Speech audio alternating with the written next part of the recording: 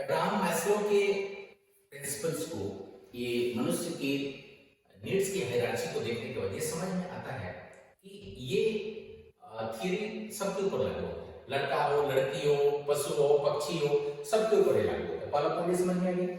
दूसरी पॉइंट ये समझ में है कि मनुष्य या पशु या पक्षी जो भी हैं, ये शुरू के दो नीड्स को पूरा करने के लिए काम जो करते हैं वो उनके खुद से संबंधित होता है, वो खुद के लिए करते हैं, क्योंकि रोटी कपड़ा मकान और घर वगैरह सेफ्टी वगैरह का जो व्यवस्था अपने खुद के लिए करते हैं। ये थर्ड स्टेज की नीड्स होती है ना, जो परिवार बनाना, परिवार के लिए कुछ करना, ये हमें अब दूसरों के लिए करने की जरूरत होती है। क्योंकि परिवार जब बनाते हैं तो उसका तो बहुत सारे सिस्टम्स हो सकते हैं, बीमार पड़ सकता है, उसके खाना पीना, पढ़ाई लिखाई, ये सारे कुछ आप समझ सकते हैं। आपके माता पिता जी ये सब कर रहे हैं, तो ये किसके लिए कर रहे हैं? ये दूसरे के लिए कर रहे हैं, मतलब हम खुद के लिए नहीं करते, दूसरे के लिए कर रहे हैं। और ये फोर्थ स्टेज की बात जब आती है तो यहाँ पे ये क्या होता है, ये जो होती है ना सेल्फ एस्टीम, आत्मसम्मान, इसमें हम सबको मदद करनी पड़ती है। किसको?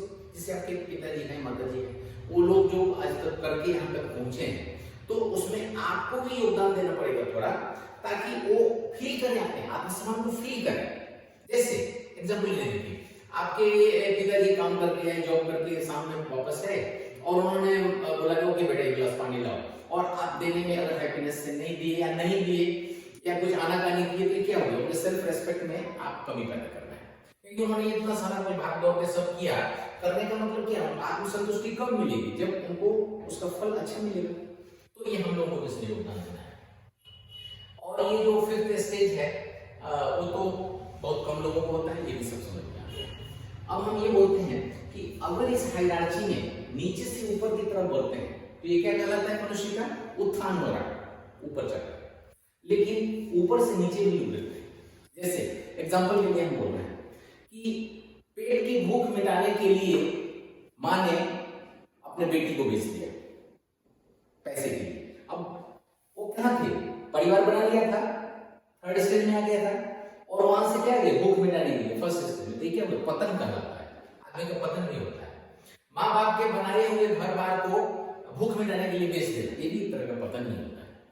तो नीचे से ऊपर जब चढ़ रहे हैं तो ये क्या हुआ? आप उत्थान कर रहे हैं जिंदगी में, समाज का, परिवार का आपका उत्थान हो रहा है। अगर ऊपर से नीचे गिर रहे हैं तो आप क्या हो रहा है? आपका पतन हो रहा है।